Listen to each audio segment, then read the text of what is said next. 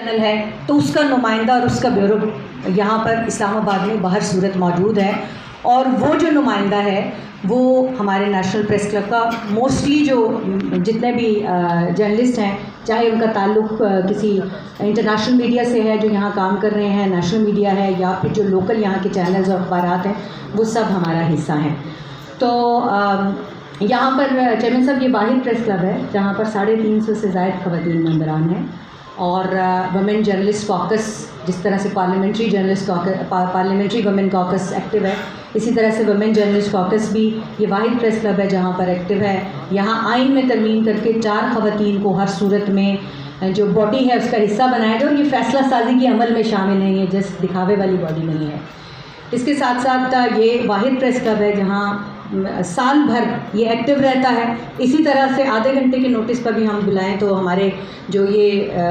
ہم ان کو اپنے جیلے ممبرز کہتے ہیں، یہ ہمارے جو جیلے ممبرز ہیں یہ آدھے گھنٹے کے نوٹس پر بھی یہاں موجود ہوتے ہیں، اور ہمارے لیے اعزاز کی بات ہے کہ ہماری ہر آواز پہ لبیک کہتے ہیں۔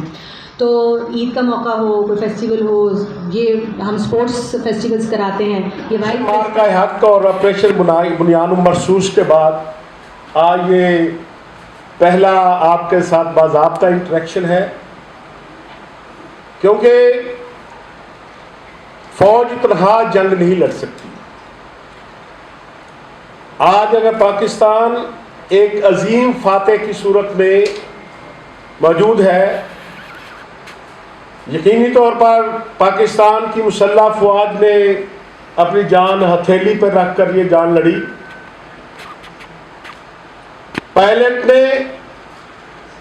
جہاز پر بیٹھتے ہوئے اپنی موت کے پروانے پہ دستخط کیا تھا، پہاڑ پر جا کر زمین کا دفاع کرنے والے نے اپنے بچوں کو آخری وصیت لکھ کر دے دی تھی۔ اس لیے جب پاکستان نے یہ فتح حاصل کی ہے تو اس کو بھرپور سیلیبریٹ بھی کرنا چاہیے۔ اس لیے اس فتح کو ہضم کرنا ہندوستان کے لیے آسان نہیں تھا، لیکن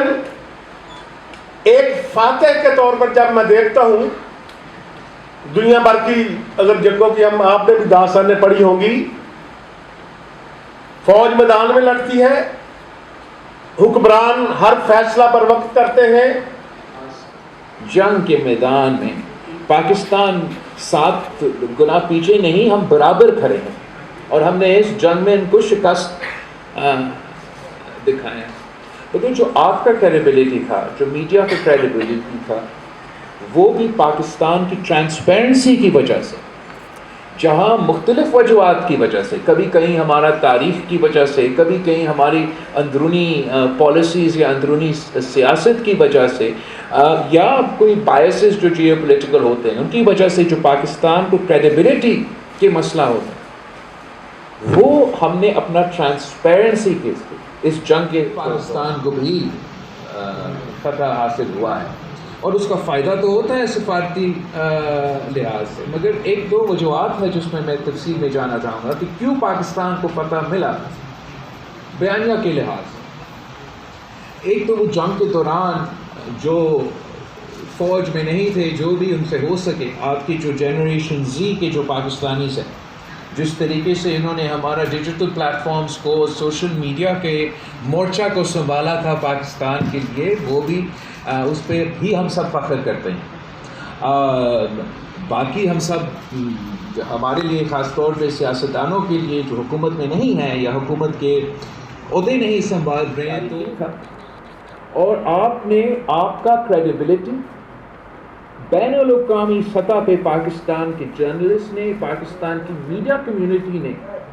ان 5 دن کے دوران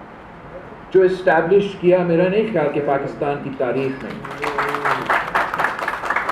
ہر جنریشن اپنا لڑائی لڑتا ہے یا اپنا جد و جہد کرتے ہیں، اور ملک کے اندر جتنے بھی کمزوریاں ہوں گے وہ تو ہم اگری بھی زیادہ تر کریں گے،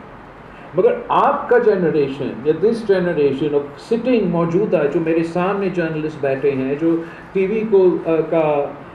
جرنلزم سنبھال رہے ہیں، جو آپ ڈیجیٹل پلیٹ فارمز میں بھی جرنلسٹ موجود ہے. آپ نے اپنا کریڈیبلٹی جو منایا ہے یہ 5 دن کی جنگ کے دوران، جب دنیا نے دیکھا کہ بھارت کا میڈیا کیا کر رہا ہے اور پاکستان کا میڈیا کیا کر رہا ہے، میں آپ کو لکھ کے بتا سکتا ہوں کہ بین الاقوامی میڈیا پاکستان کے میڈیا کے رپورٹس پڑھ کر وہ ایکسیپٹ کرتے تھے. بھارت کے میڈیا کے رپورٹس تو ماننے والے نہیں تھے.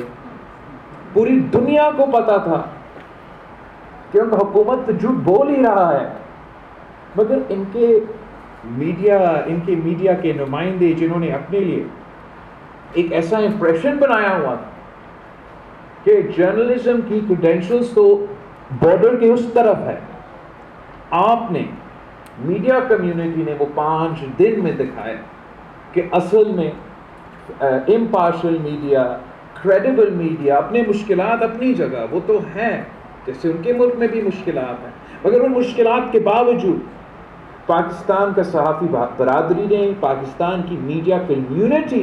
اپنا کریڈیبلٹی کی وجہ سے، پاکستان کا جو میں فتح کہتا ہوں جو بیانیہ کے لحاظ سے ہوا، اس کے سب سے بڑا کردار، صف اول کا کردار آپ کا تھا. اور اس لیے میں آپ سب کا، آپ کی پوری کمیونٹی کا نہ صرف شکر گزار ہوں مگر کہہ سکتا ہوں کہ ہم آپ پہ فخر کرتے ہیں.